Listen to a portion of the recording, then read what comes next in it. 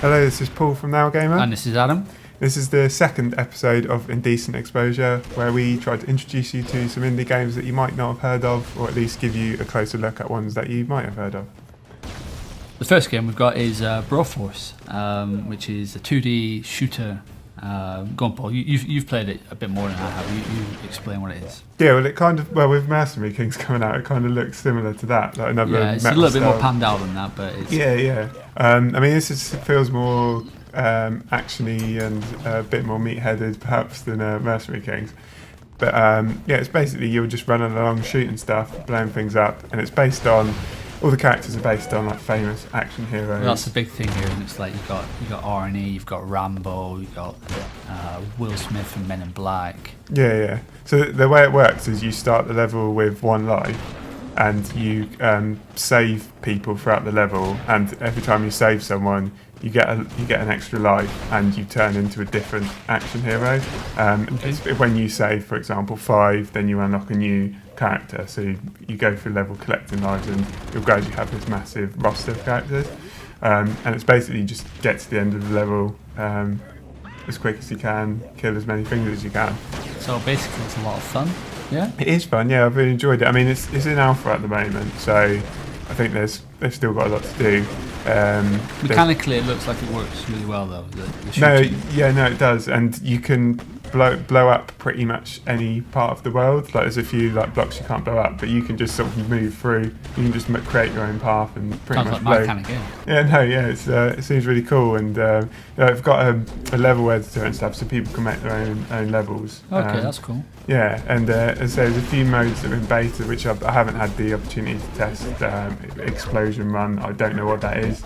It sounds like there's explosions under time pressure, but that's all I can get from it. There's a few cool bosses as well in the sort of main campaign mode, so there's some really fun ones. So yeah, hopefully that'll be good. I mean, at the moment they've only got everything looks the same in the levels that they've made. Yeah, that's the thing I noticed was each levels did look like the last, which obviously it's an alpha, so that's not really a problem. But I think it's cool. And it's got co-op as well, multiplayer. Sweet. So yeah, I was pleasantly surprised from what I played of the alpha, because it didn't really look up my street that much, and that kind of humour is not particularly my cup of tea. Like everything, like oh bro, like everyone's got bro at the beginning of their name. Right. Okay, yeah, I get it. But yeah, I've enjoyed what I've played so far. Yeah, it's an alpha. Would you recommend it to people? How much is it even? It's $11.99 to get in the alpha. Okay. As I say, there's not a lot there in terms of the campaign that's there, but I had fun playing it, and obviously they're going to add stuff to that. And if you've got people that you can play co-op with, and as I say, there's all the multiplayer modes as well, and created levels. So I think there's plenty there. Yeah. So it looks like an interesting one. Be worth keeping an eye on and see how development goes with it.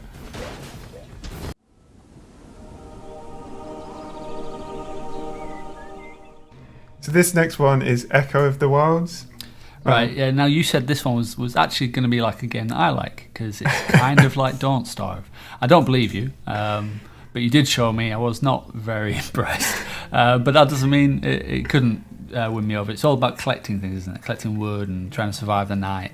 Yeah, it doesn't look like the kind of game that it actually is. Obviously, like, it looks kind of very arty, and it might be a bit unfair to say pretentious, but I'm drawn to pretentious games, so that's a compliment for me anyway. But it's actually, Don't Starve is probably the best comparison point. So it does have a narrative, but when you start off, the first thing you're doing is collecting wood for the fire that you're going to need to make at night, collecting berries to eat, so almost the same as you would be doing at the beginning of Don't Starve. Yeah. You get introduced to a mechanic whereby you can sacrifice food to get knowledge of how to build new tools. So obviously, the first thing you get the knowledge to build an axe, which allows you to chop down trees quicker, and that frees up time for you to explore. So as I understand, it's randomly generated to an extent. So you have to explore new areas, and that takes time as a resource, and then you can discover new places that will give you new resources.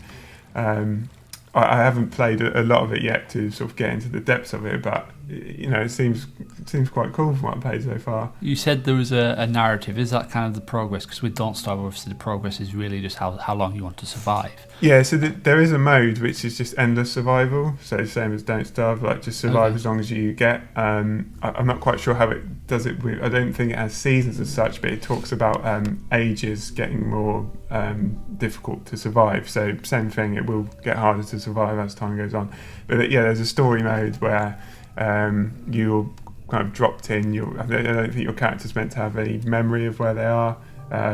You start talking to like a ghostly apparition of yourself, and you have to find your way home.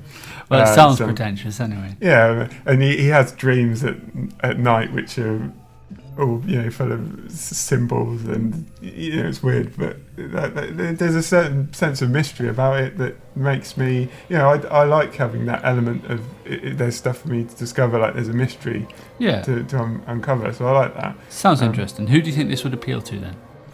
Yeah, it's just a weird one. I think it might put people off who would like that kind of Don't Starve survival thing because of the way it looks, and it's kind of arty, and the spaced out music and stuff. But do you think they'd enjoy it? No, I think they would if they look past that. I mean, it is a survival game. That is what you do. You're collecting items, resources, unlocking new tools. It's exactly that type of game. So I do think it might not look like the type of game that those people want, but I think if they look past it, there's something really interesting there. And I think I'm going to go back to it actually, because I did enjoy Don't Starve, and like I say, I want to find out the story, and I want to see how deep it goes in terms of mechanics and stuff. So yeah.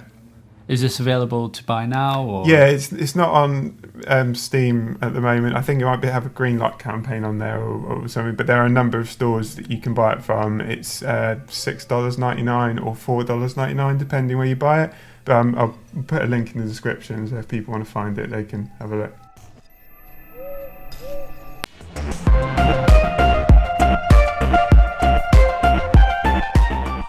Now this one also looks pretentious, but I think it's just a little bit more colourful than that one. Is it Myriad or Myriad? Yeah, Myriad. Myriad. Yeah, it's very odd looking to the point like people were coming over and watching me play it, like didn't have a clue what it is. Well, this is the thing. I did the same. I was watching you play it, and I thought, I don't know what's going on, but it looks brilliant. I could decipher the fact that it was a shooter. Yeah, so you can kind of move the environments around. Yeah, so you're a little triangle, and there's circles that come towards you, and as you shoot them, they expand and eventually explode. If they touch you, then they'll kill you. But once they explode, they become like part of the environment. Okay. And if you right-click on a circle, you can drag it about, so you can kind of create the environment yourself. I don't quite get how it works, but sort of experimenting with it, it seems like depending on where you move the circles to, they change colour, and that will change what weapon you have. So you can only move in these circles. So you can move yourself around in the world and sort of decide what weapon you have by doing that. And there's a score mechanic to it. So it's surviving as long as you can. Building up this world. I think it's interesting because this game's still in development. So how it he's actually rebuilding it from scratch. So the way he described it to me is it will look like this but better. Right, okay. but the base of the game are there. So it will play the same. It will play the same, okay. Yeah. I don't want us to show a video of something that's going to be entirely different. No. He said it's going to be the same game, and it's going to be the same style and everything. It will just be a little bit better. But the reason he's rebuilding it is because he wants to integrate recording and streaming into the game itself. Okay. And he's kind of talked about it being like performances, because it looks really cool, like the way the world looks really cool, and when you die and like everything explodes, it's really visually impressive. And it's also going to have procedurally generated music as well. Right. So he wants to have it so you can kind of create your own fancy-looking performances, and you'll be able to sort of move the camera and control the speed and so on. He's talked about people being able to drop into like your recordings. So I don't know exactly how that'll work. Whether you can sort of go in halfway through and play it, or you can just edit it yourself. Play it alongside them, or. No, as in they can share a recording and then you can jump into it in some fashion. Okay. So it sounds like a really interesting idea. Like an interactive replay. Yeah, like an interactive replay. Yeah, which I think sounds quite cool. Yeah. But yeah, I mean, he's going to be adding new game mode, so I don't know what there'll be alongside the sort of just score attack, survive as long as you can, and mode. Yeah. But hopefully it won't be too long before he's got some gameplay of the new build and can see how it's shaping up. Yeah, maybe we'll take a look again later on. Yeah. So people can't buy this now, or no, this is one that's still in development. So okay, keep an eye on it.